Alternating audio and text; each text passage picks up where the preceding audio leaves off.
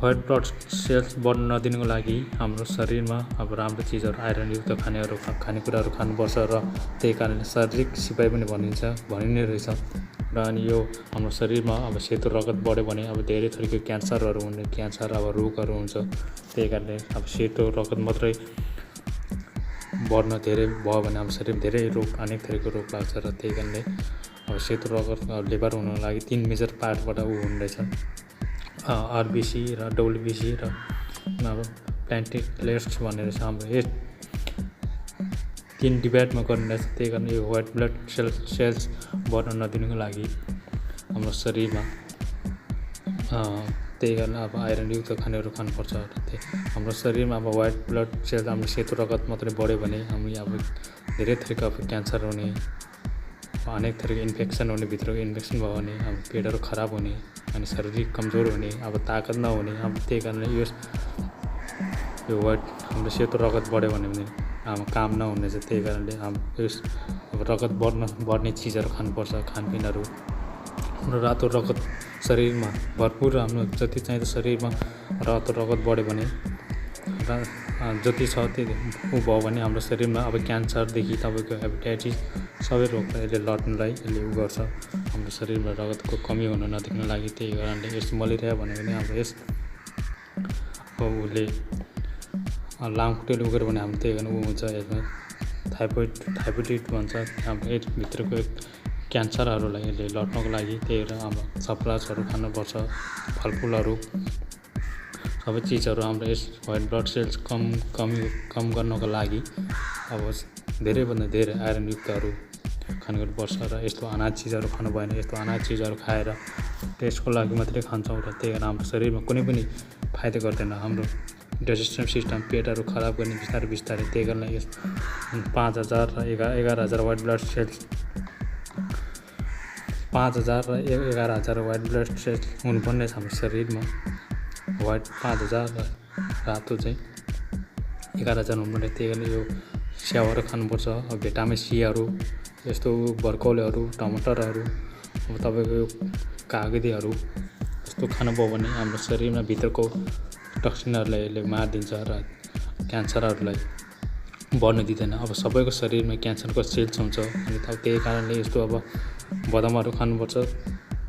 अनि यो sunflower seed भन्ने यो सनफ्लावर सिडहरू, बदामहरू यसरी भिजाएर खानुभयो भने तपाईँको 3-4 दाना बिहान यसरी बेलुका भिजाउने अनि बिहान 3-4 दाना यसरी भिजाएर खानुभयो भने यसमा भिटामिन ई, फाइबरहरू धेरै पाउने तत्त्वहरू पाउँछ, आइरन पाउँछ। हाम्रो मसल्स बिल्डिङलाई यता राम्रो ताकत दिन्छ।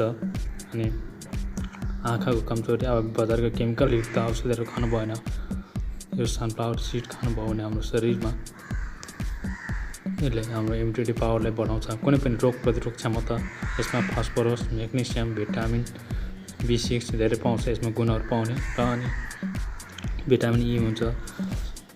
यसले हाम्रो त्यही हाम्रो शरीरमा धेरै गुणहरू अब तत्त्वहरू पाउने उहरूलाई हाम्रो भित्रको क्यान्सर हुने सेल्सहरूले यसले ड्यामेज गरिदिन्छ। लड्नुमा यसले धेरै फाइदा गरिदिन्छ। हाम्रो हड्डी कमजोरी, क्याल्सियमको कमी हुनुहुन्छ र अनि नसहरू दुख्ने भयो भने यसले 100% ठिक गर्छ। र हाम्रो आइरन पनि हुन्छ, हाम्रो शरीरको रगतलाई बढाउँछ। हाम्रो शरीरको रगतले यो सनफ्लावर सिडले। अनि दही भयो, बजारको दही होइन कि हाम्रो ओरिजिनल गाउँघरमा पाउने यो ओरिजिनल दही खानुभयो भने तपाईँको हाम्रो शरीरलाई पेटलाई साफ गर्छ। र धेरै खानु हुँदैन, धेरै खायो भने नि हाम्रो पेटलाई इन्फेक्सन गर्छ। दही बजारको दही होइन, आफ्नै नेचुरल गाउँघरमा पाउने नेचुरल दही खानुभयो भने तपाईँको लगातार 3 महिनासम्म खानुभयो भने हाम्रो मसल बिल्डिङलाई राम्रो गर्छ। अनि यस्तो बजारको चिनीहरू खानु भएन।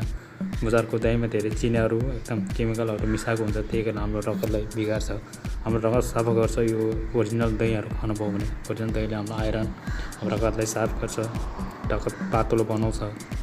जब हाम्रो रगत बाक्लो भयो भने हामीलाई धेरै थरीको हार्ट अट्याक हुन्छ, हाई ब्लड प्रेसर हुन्छ। त्यही कारण यस्तो फलफुलहरू, सप्रासहरू खानुपर्छ। आजको यस भिडियोलाई मन परेमा त्यही कारण म बताउँदैछु हाम्रो यस नेपालजडीबुटी सल्युसनमा तपाईँको म लसुनको बारेमा पनि बताउँछु। लसुनले हाम्रो शरीरको भित्रको टक्सिनलाई यसमा एन्टिब्याक्टेरियल, एन्टी इन्फ्लेमेटरी, एन्टिअक्सिडेन्ट गुण हुन्छ। एन्टिअक्सिडेन्ट गुणबाट लसुनले हाम्रो शरीरको क्यान्सरहरू हुने भित्र क्यान्सरहरू हुने कुनै पनि घाउहरू इन्फेक्सन भएको छ भने नि यसले गर्छ।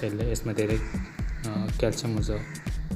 एल्कलाइन भन्ने हुन्छ यसमा। हाम्रो क्यान्सरबाट लड्नको लागि यो काँचो चिजहरू खानुपर्छ। हामी पकाएर खान्छौँ, फ्राई गरेर खाएको चिजहरूले कुनै पनि फाइदा गर्दैन। त्यही कारण काँचो लसुन खानुभयो भने त हाम्रो यो ब्लड सेल्स हाम्रो रगतलाई बढाउँछ, रगत पातलो बनाउँछ।